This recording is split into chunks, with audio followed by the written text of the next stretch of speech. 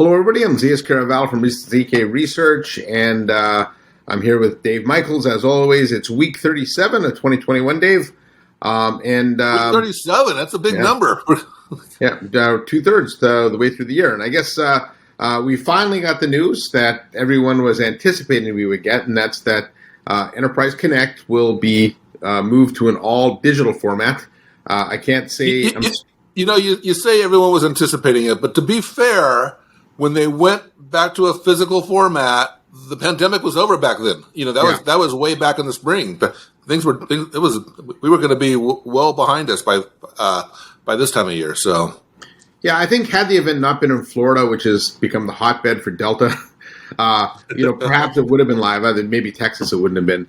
But given where it was located and what's going on in Florida right now, I understand why a lot of companies have retracted their the travel policies they had put in place to begin with, right? So this isn't the first event to go from a physical to digital format. I suspect it's not going to be the last one. I believe Cisco is going to move their partner summit to digital. reInvent is still planning to be live, but I'm guessing that might go digital as well. So we'll see. But I just want to say that we're going to do the best we can with a virtual format, and I know my session is going to probably be great. And honestly, people like Sheila don't have a volume knob in person, and so it's actually kind of remote, has some benefits, and so I think it's going to be great. And I want to take my hat off or salute the Enterprise Connect team, because putting on an event like this is an extraordinary amount of work, and they tried to do it. I think they had to do what they had to do, and it's just an incredible amount of work, and it impacts so many people. So it's not a good situation, but we got to make the best of it. Yeah. Now, speaking of virtual events, we had a pretty major virtual event this year in Zoomtopia 2021, right? So this is Zoom's fifth Zoomtopia event.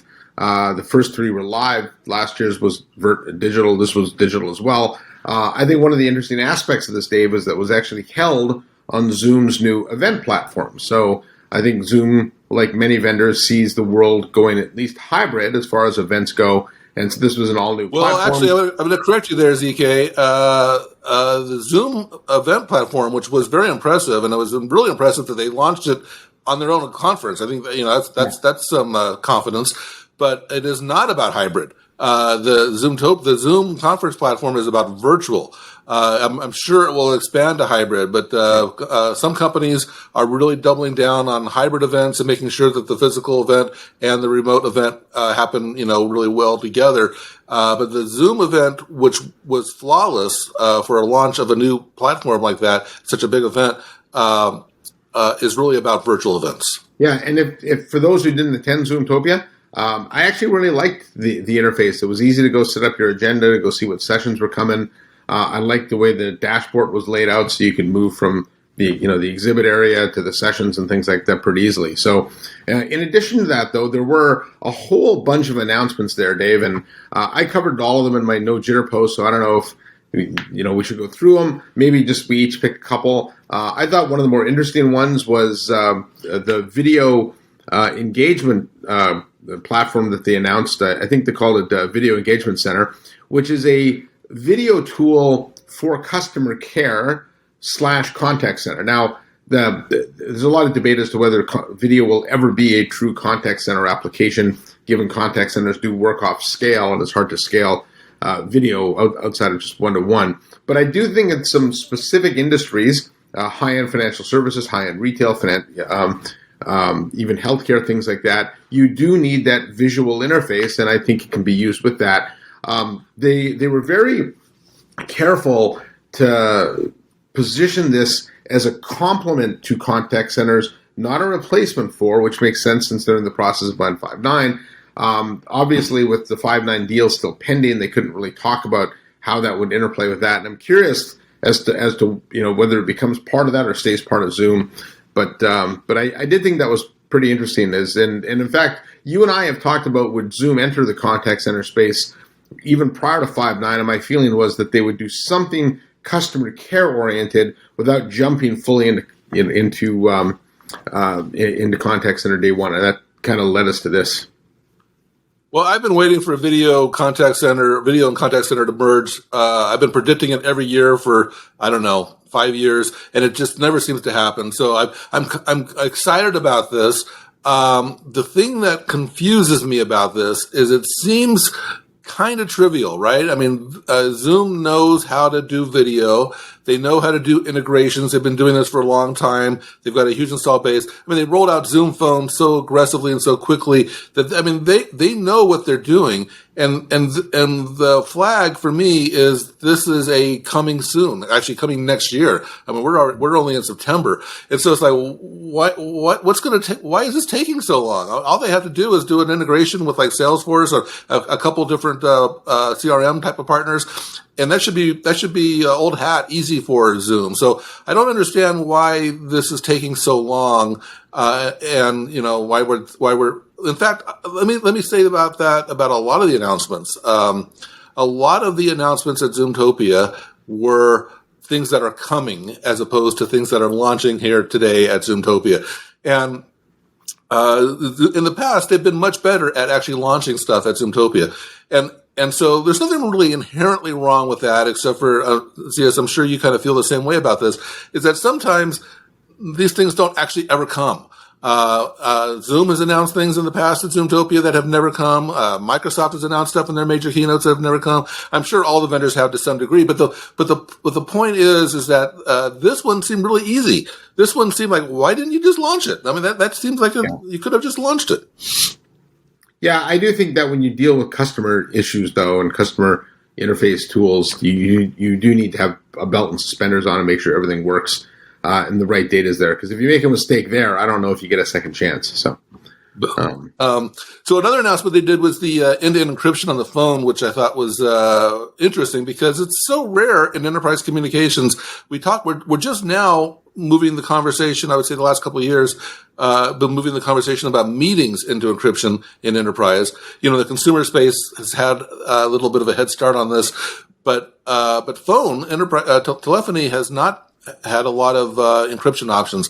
So again, I'm glad that they announced it. I was a little surprised they announced it as a future. They acquired Keybase over a year ago. They were pretty aggressive on their encryption plans. So I'm glad they're doing it. This is going to be app-to-app calling within Zoom. I'm glad that's coming. I'm kind of surprised it wasn't launched, but definitely a big feather in Zoom's cap if they're one of the first to really launch wide scale into encryption on telephony. I think that would be great. Another one that they talked about, and I'm glad they talked about because we didn't talk about it, Zeus, was they were talking about whiteboarding, but they tied it into the Facebook Horizon VR meetings, which I just can't take very seriously. But what I liked about what they did with the VR meetings was they said, hey, you can show up in video. You don't need the problem with VR meetings is I find them, it doesn't work if you can't see. I mean, I know you can see virtual reality, but you can't see your keyboard necessarily. They've tried to address that in Facebook. You can't see your cup of coffee. You can't find your pen on your desktop. You just can't see things. And so it's hard. So I'm more excited about AR stuff. And so I was a little dismissive of the Facebook VR thing when they launched it or they announced it. But then Zoom says, but look, you can show up with Zoom video and participate on Zoom whiteboard. Say, well, now we're talking. Now it's becoming more useful. I do think the whiteboard is a really important thing. I often say it's the last analog device in the meeting room. And so we've got to figure out how to get the whiteboard figured out. And it's not uncommon to be taking notes in a meeting and you just need to draw something. And it's just really a pain to do that on a laptop. And so and now that all the laptops have touch screens or you're using your iPad or something, the technology's there. And so I'm really glad to see Zoom and many other companies for that matter moving into the whiteboard space. I think it's really important. I think that's going to be tricky. I don't think Zoom addressed this in particular, but you're going to need to take your whiteboards to other meetings. And so whether it be a Microsoft meeting or a Cisco meeting, you're going to need to take that whiteboard with you to other meetings. And I know that there's some third parties that do that really well. I couldn't tell from Zoom if they're making their whiteboard app kind of an independent app that you could actually take to other meetings or if it's only going to be in Zoom meetings. So something to think about. I think it's only for Zoom meetings, but And then there was a whole bunch of other things. They announced some updates to Smart Gallery, video voicemail, Huddle View, things like that. I think the big theme I took away from that, though, is Zoom is really doing a pretty good job at trying to position themselves now as a hybrid work vendor, where if you look at a lot of the Wall Street positioning of them, they're part of the work from home funds that a lot of companies have, financial firms have built. I think Zoom still largely gets pigeonholed a lot of times into being a work from home company. And as we go back to hybrid or in person, I think there's some fear that the Zoom momentum starts to slow down. So I think a lot of what you're seeing here, the whiteboard's a great example where it's a mix of physical and virtual. Even the VR stuff, Dave, I don't think that's really meant to replace this kind of interaction. I think there are specific use cases for it in manufacturing, maybe even in education. If you want to move to some sort of immersive type of learning, you might do that. But I don't think it's going to replace all meetings. We'll see what kind of impact VR has, but I think there's very specific niche use cases. I could even see it being used in medical, perhaps, if you're trying to take a cadaver apart or something like that. You might rather do that virtually than in real life. So, well, let's talk a little bit briefly about the Zoomtopia announcements at some of the hardware vendors, because this will affect a lot of vendors in our space. Because both Logi and Poly announced some new products.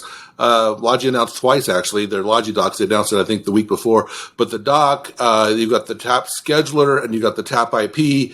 We've spoken before, Zeus, about the Poly E70 in one of our episodes, but they launched the new X70, which is the same camera, speaker bar format, appliance format. So I think all of these things are really important. I love the appliance systems, and I love that all the other vendors are also embracing these things. I think the Tap Scheduler is actually one of the most intriguing things. I did a research note a few months ago about, I think, room panels. These are the panels that go outside a conference room that let you book it or see how it's been booked, etc. I think that's going to become much more important, and it's not just about video rooms. As offices become more multi-purpose and dynamic, as we redecorate our offices for hybrid workspace, we need ways of booking spaces. And so Cisco, Microsoft, Crestron, Neat have all made announcements around panels and putting panels out. And again, it doesn't even have to be a video room in there, although that's the first use case.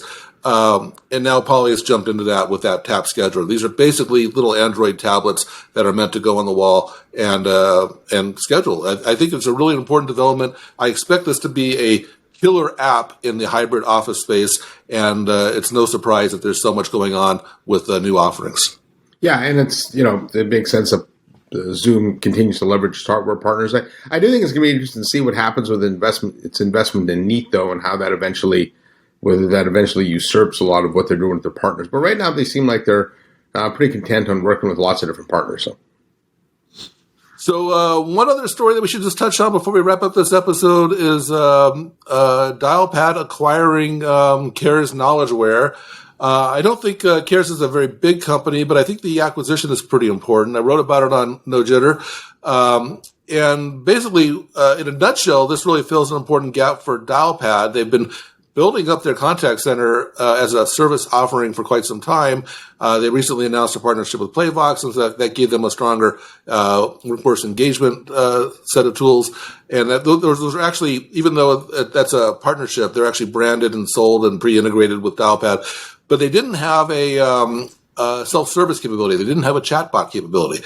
And so they've acquired KnowledgeWare. I guess they got some employees out of the deal. This is a UK company, and they'll be able to do self-service. And so I think it's a great story for Dialpad. Yeah, I believe they are pretty small, to your point. But I do think it's interesting to see, Dialpad continues, I think, to fly under the radar in our industry, right? There's lots of much bigger public traded companies that are on TV more often than Dialpad is. But Dialpad slowly built themselves, actually not that slowly, in a relatively short period of time, they built themselves a pretty nice portfolio. And I think the CC piece is important because we've talked about this trend of UC and CC coming together. But it's that seems to have come together. And what I tend to see in customer deals is the UC side tends to lead CC sales for whatever reason. Well, I covered that in one of my research notes, and it has to do with who the buyer is. Yeah. If it's IT buying it, they love the single portal. They love the single vendor. They want one solution for UCaaS and CCaaS. If it's the line of business buying it, then they want the best possible contact center, and they don't even factor in that the economies of scale of a single platform. So they're looking at individual contact centers, and they pick a different contact center. So I think that it really depends on who the buyer is. Yeah. Yeah. And, Dialpad started with a very good conversational AI platform. They've been able to build off of that. So I would expect to see them, continue to acquire, smaller technology tuck-ins for to bolster their contact center, because that's going to be where a lot of the competition is. So. All right. Well, that covers this episode of Real Time Recorded. That's week 37. Next week is, what do we have next week? I think we have week 38. Week 38. All right. Yeah. So thanks for watching. Thanks.